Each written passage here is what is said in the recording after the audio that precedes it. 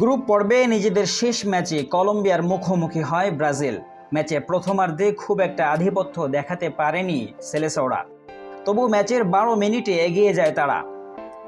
বার্সেলোনার উইঙ্গার রাফিনহার দুর্দান্ত এক ফ্রি কিকে এগিয়ে যায় 9 বারের কোপা চ্যাম্পিয়নরা। তবে এই ম্যাচে বড় একটা ভুল করে বসেন রিয়াল মাদ্রিদের তারকা ভিনিসিয়াস জুনিয়র। ম্যাচের শুরুতেই হামেস রদ্রিগেজকে ফাউল করে বসেন এই উইঙ্গার।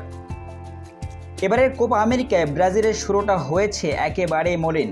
টুর্নামেন্টে নিজেদের প্রথম ম্যাচে কোস্টারিকার বিপক্ষে গোলশূন্য ড্র করে ব্রাজিল। পরে ম্যাচে অবশ্য ঘুরে দাঁড়ায় তারা। প্যারাগুয়ের বিপক্ষে 4-1 গোলের বড় ব্যবধানে জয় তুলে নেয় ডরিবালের বাহিনী।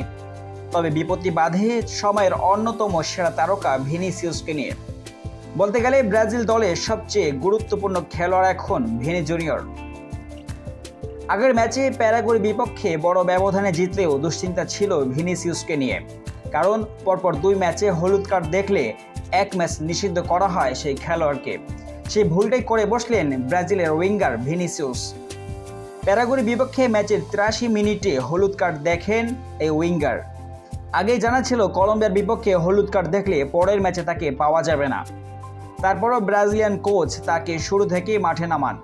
ম্যাচের 7 মিনিটে হামেস রদ্রিগেজকে ফাউল করলে হলুদ কার্ড দেখানো হয় তাকে, যার জন্য পরের ম্যাচে খেলতে পারবেন না ভিনিসিয়াস জুনিয়র।